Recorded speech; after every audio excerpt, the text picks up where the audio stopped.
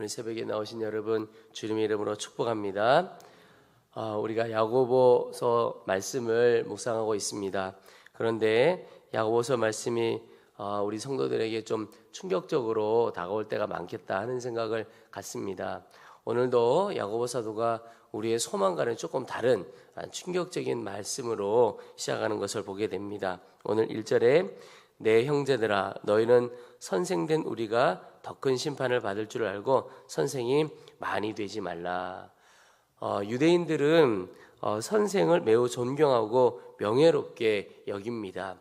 보통 랍비라고 표현을 하죠. 그런데 그들이 얼마나 이 랍비 선생을 귀하게 여기느냐 하면 탈무드에 보면 부모와 랍비가 함께 물에 빠졌을 때 만약에 한 사람만 구해야 된다면 누구를 구해야 되느냐? 랍비를 구해야 된다. 이렇게 기록되어 있을 정도로 선생되는 것 굉장히 귀하게 여기는 일입니다. 다 우리가 높아지기를 원하고 존경받기를 원하고 더 많이 갖기를 원하죠. 그것 싫어할 사람 없습니다. 그런데 오늘 말씀에 보면 함부로 그렇게 소망할 것이 아니라는 겁니다. 왜냐하면 높은 사람이 심판도 크다라고 오늘 야고보 사도가 말씀하고 있기 때문에 그렇습니다. 여러분, 우리는 더 많이 갖고 싶어 하지요. 그런데 알아야 할 것이 더 많이 가지면 책임도 크다는 것입니다. 사명도 크고 심판도 크다. 이것 알아야 합니다. 그래서 단순히 더 많이 가지고 더 높아질 것이 아니라는 겁니다. 또한 우리가 누구보다 더 많이 가지고 있다면 깨달아야 할 것이 더 큰 사명이 있구나 라고 하는 것을 깨닫고 감당해야 하는 거죠. 그래서 점검해 보아야 하는 겁니다. 나는 가지고 있는 것 사명을 위해서 쓰고 있는가, 또는 또 나는 나 자신만을 위해서 살아가고 있는 것은 아닌가 살펴봐야 하는 것이죠. 어느 목사님이 그런 이야기를 하셨어요. 우리 부모님들이 자녀들을 향해서 공부하라고 할 때 그런 말씀을 많이 하죠. 배워서 남 주냐, 너 자신에게 유익한 것 아니냐, 이런 뜻이죠. 근데 그 목사님은 제대로 알아야 된다. 배워서 남 줘야 된다. 배워서 남 주자라고 하는 겁니다. 자기 자신만을 위해서 사는 인생이라면 뭐가 그렇게 중요하겠냐. 그러나 내가 더 많이 배운 것 남을 위한 것이다. 그 말은 더 많이 배운 것도 사명이고 더 많이 가진 것도 사명이고, 그러니까 내가 누군가보다 조금이라도 더 많이 가지고 더 많은 혜택을 보았고 더 많이 배웠다면 그것이 다 사명을 위해서 써야 한다는 것입니다. 더 많이 베풀고 더 많이 나눠줄 수 있어야 한다는 것이죠. 그래서 여러분, 우리가 모든 삶에 두렵고 떨림으로 겸손함으로 살아가야 한다는 것이죠. 높아지기만을 바라지 않고 더 많이 갖기만을 바라지 않고 두렵고 떨림으로 사명을 감당해야 하겠습니다. 제가 하나님께서 교회를 섬겨가는데 은혜를 주셔서 우리 세 가족들이 한 사람 한 사람 늘어가고 아주 예배가 풍성해진다고 느껴질 무렵에 제 가운데 두려운 마음이 하나가 생기더라고요. 어떤 것이냐면 이게 목회를 그냥 할 것이 아니다 하는 생각이 들고, 우리 성도들 한 사람 한 사람의 삶이 우리 교회 목회에 참 달려있다, 이런 마음이 들면서 그저 교인 늘어나는 게 기뻐할 수만 있는 일은 아니구나 하는 생각이 들었습니다. 마음속에 이건 정말 두렵고 떨리는 일이다. 그러면서 하나님 앞에, 하나님, 성도들을 보내주셔서 감사합니다. 교회가 부흥해서 감사합니다.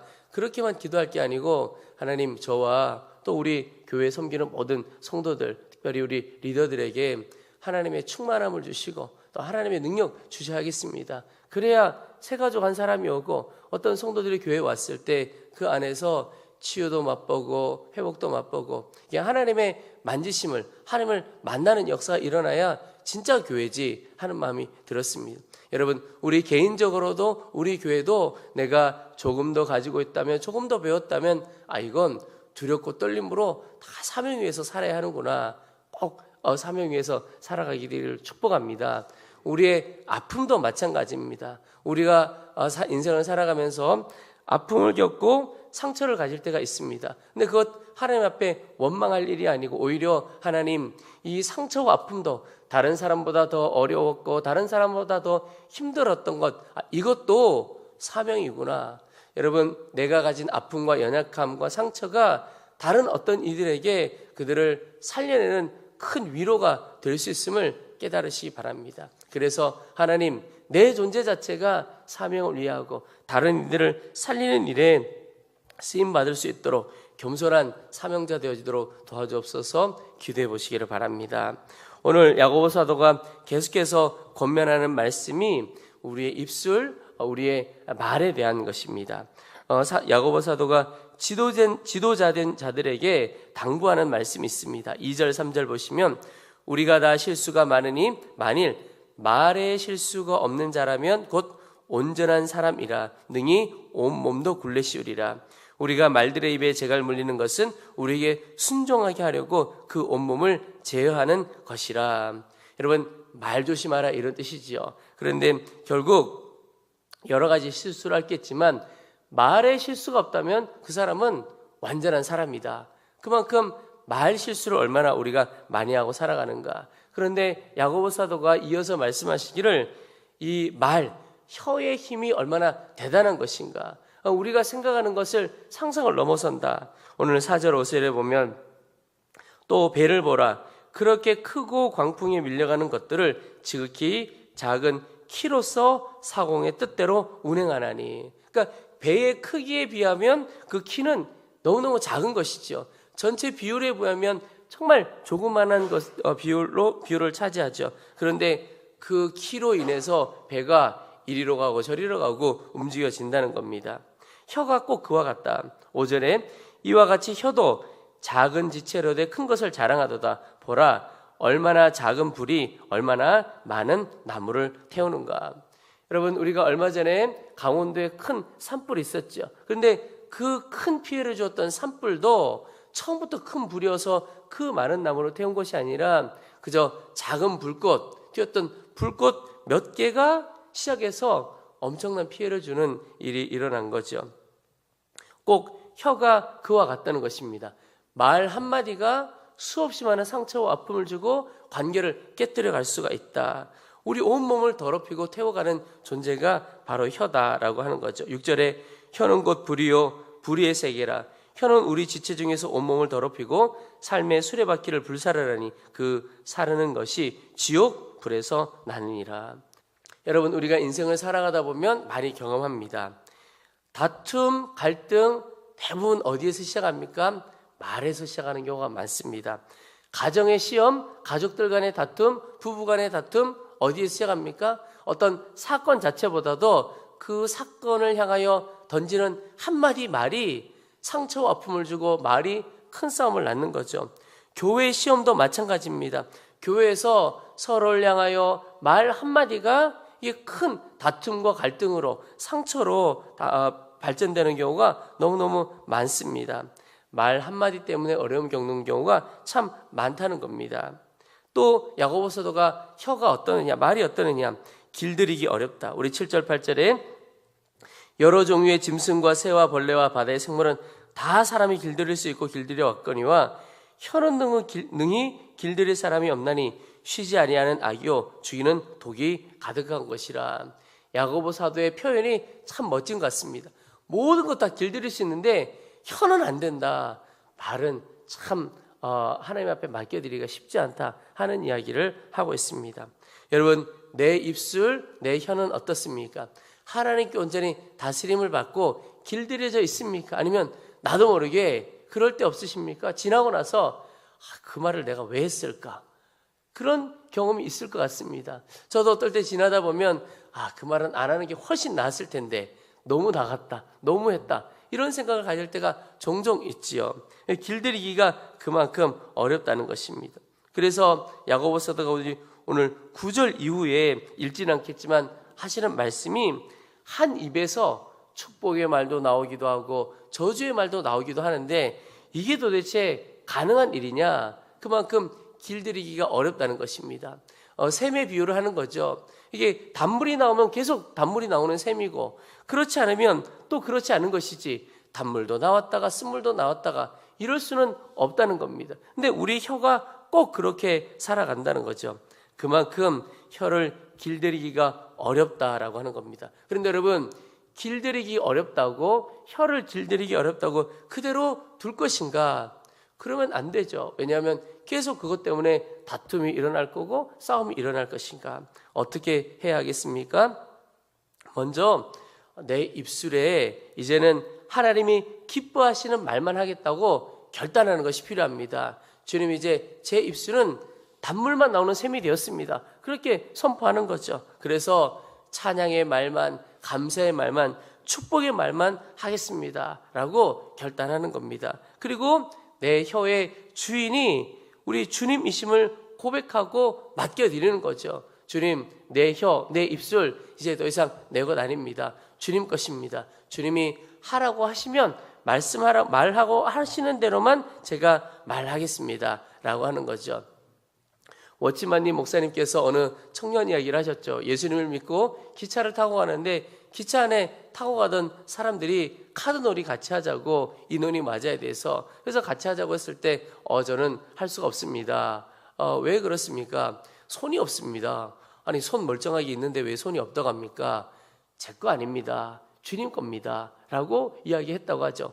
예수 믿고 나니까 내 손도 내 발도 다 주님 것이다. 그래서 주님 기뻐하시는 것, 주님 하게 하신 것 해야지 내 마음대로 살아갈 수가 없다. 그런 고백을, 그런 간증을 하신 적이 있는데요.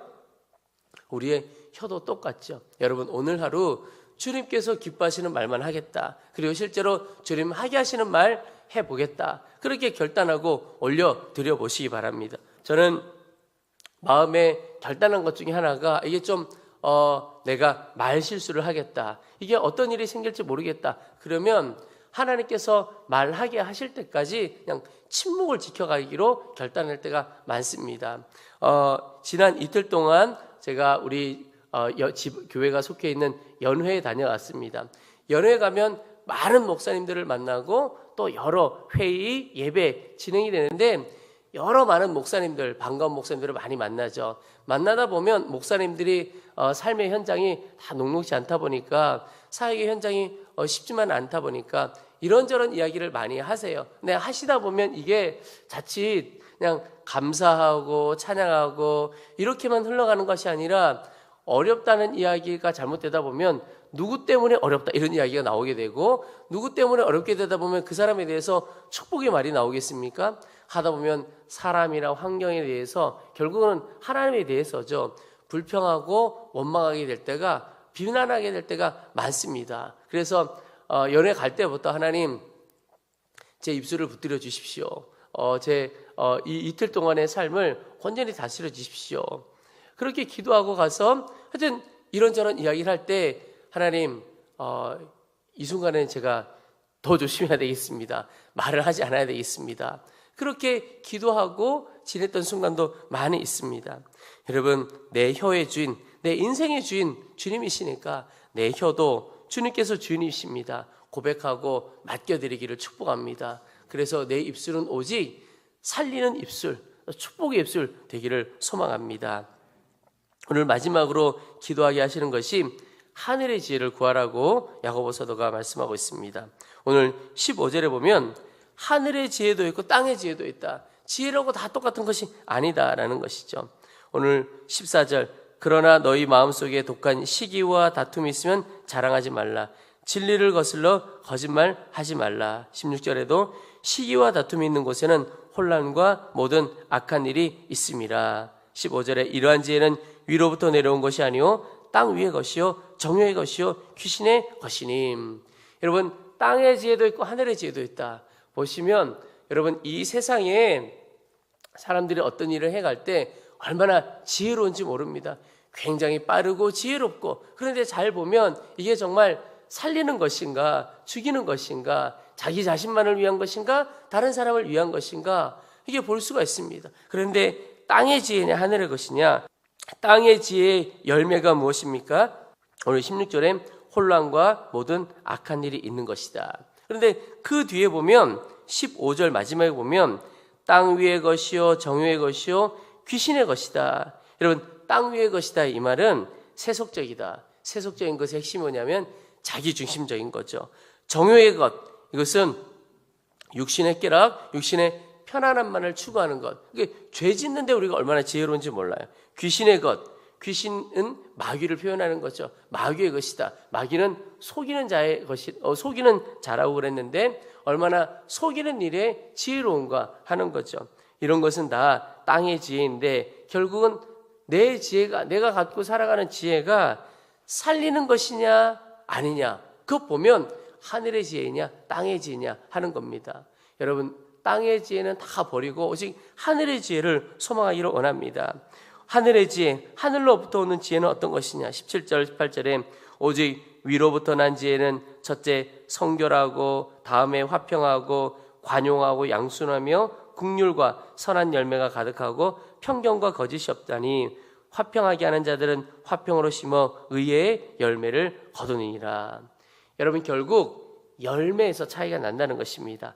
똑같이 지혜로워 보여도 어떤 지혜를 붙들고 어떻게 살아가느냐에 따라 열매가 다르다는 겁니다. 어느 한쪽은 사망이요 혼돈이요 모든 악이 있고, 그럼 어느 한쪽은 선한 열매가 맺히고 의의 열매가 맺혀진다는 것이죠. 여러분, 어떤 열매를 맺는 인생 되기를 원하십니까? 이에 따라서 우리가 구해야 할 지혜가 달라지는 겁니다. 여러분, 오늘 하루 하늘의 지혜를 구하고 하나님으로부터 오는 지혜를 구해서 우리 자신의 영혼도 살 뿐만 아니라 그 지혜로 살아갈 때 우리의 가정도 우리의 일터도 우리가 있는 그곳에서 하나님이 맺으시는 선한 열매, 의의 열매가 맺혀지는 귀한 통로로 쓰임받게 되기를 주님의 이름으로 축원합니다.